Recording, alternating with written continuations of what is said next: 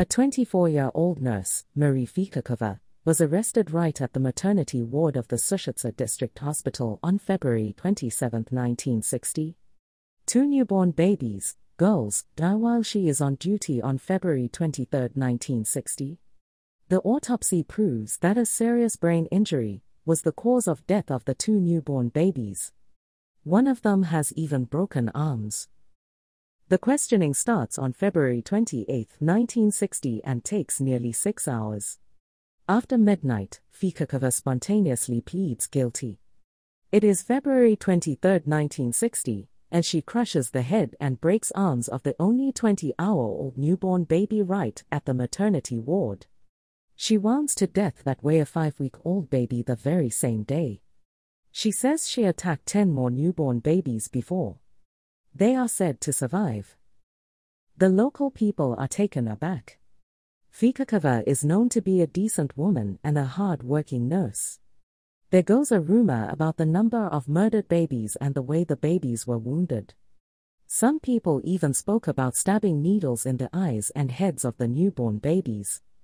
Although there was no evidence, the nurse is said to be responsible for every baby who has died recently.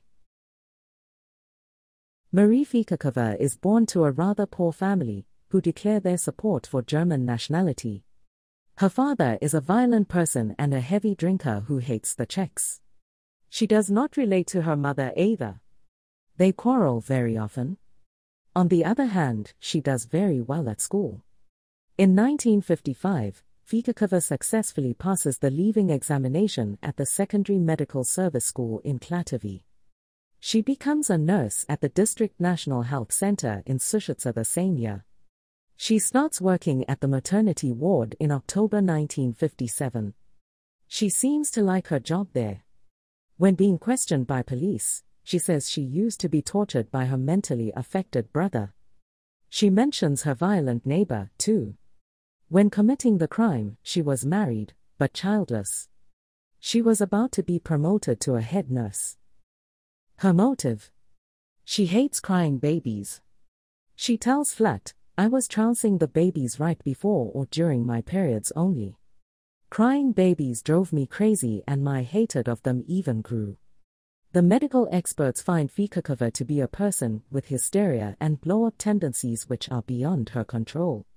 But, when committing her crime, she is sure to be completely sane. She says she would even hit her own child if it cried very often. It means she attacks only crying babies who cannot be calmed down. She trounces the newborn babies under the attack of hysteria. She says, "When I was pressing little Proserova's head, I could feel my fingers sinking into it. I did not feel any skull cracking at that time. I was just pressing the little head and my fingers got deeper and deeper. My anger faded away after a while, and I could continue working." Police have to make sure that Marie Fikáčkova has not murdered some more newborn babies. They check the whole collection of the handwritten medical documents, the work schedules and the autopsy records, but they do not find any other strange death of a newborn baby. Nevertheless, the medical documents write on 2 newborn babies, who suffered an injury when Marie Fikáčkova was on duty. The babies are thought to be injured while changing or weighing them. Those injuries are explained when Fikáčkova pleads guilty. She is accused of those crimes too. Marie Fikáčkova is sentenced to death on October 6, 1960. It is almost 8 months after her being arrested. Her solicitor appeals from the judgment twice, but the sentence stays the same. The execution itself takes place in Pankrat prison on April 13, 1961, early in the morning. In 2007, the Yellow Press confirms the real number of newborn babies who died after her attack. Some journalists labels her the present greatest serial killer. They are sure there were at least 10 more victims of hers.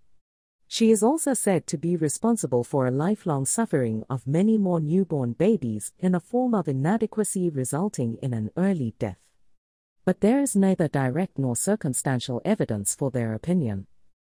Infectious infantile paralysis causes the death of lots of newborn babies, infants and little children at that time.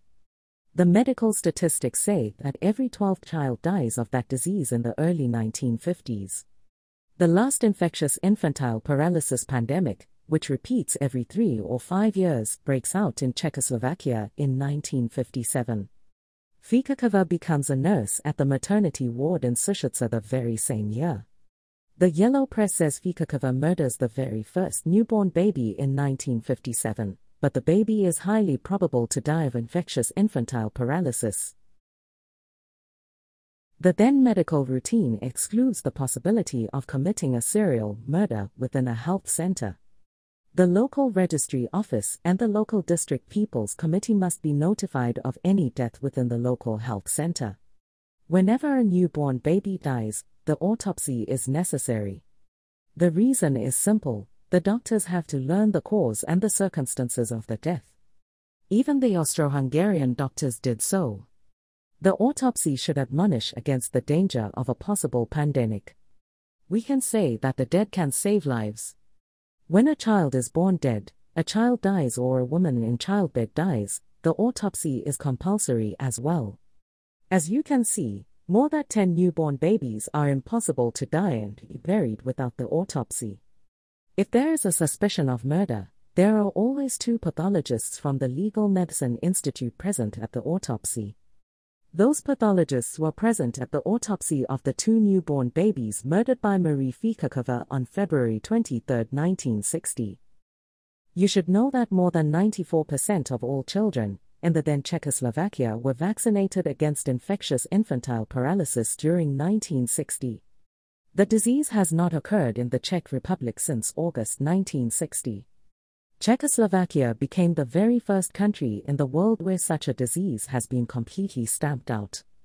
The children's lives are endangered by lots of confirmed diseases now, such as infantile cerebral palsy. The law enforcement authorities and the local people's committee in Sušice are hardly to be accused of withholding the truth of the real number of dead children. By the way, what is the reason in sentencing a woman for murdering 2 newborn babies not taking into account at least 10 more murdered babies? The case was not a difficult one from the criminology point of view. As you can see, it did not take a long time from arresting Fikáčkova to her sentence. In dubio pro reo means when you are not proved guilty, you are proved innocent. The court followed that principle. What a shame, some journalists do not follow the principle, and are able to accuse of murdering 10 more people, not having a single evidence, even a woman, who was executed almost 50 years ago.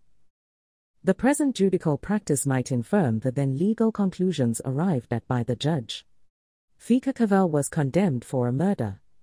But a lighter sentence might come into question, a bodily harm resulting in death. The then medical experts did not answer the question of her sanity clearly.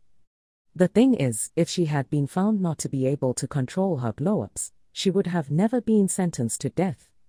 Marie Fikáčkova is the very first woman executed after 1918.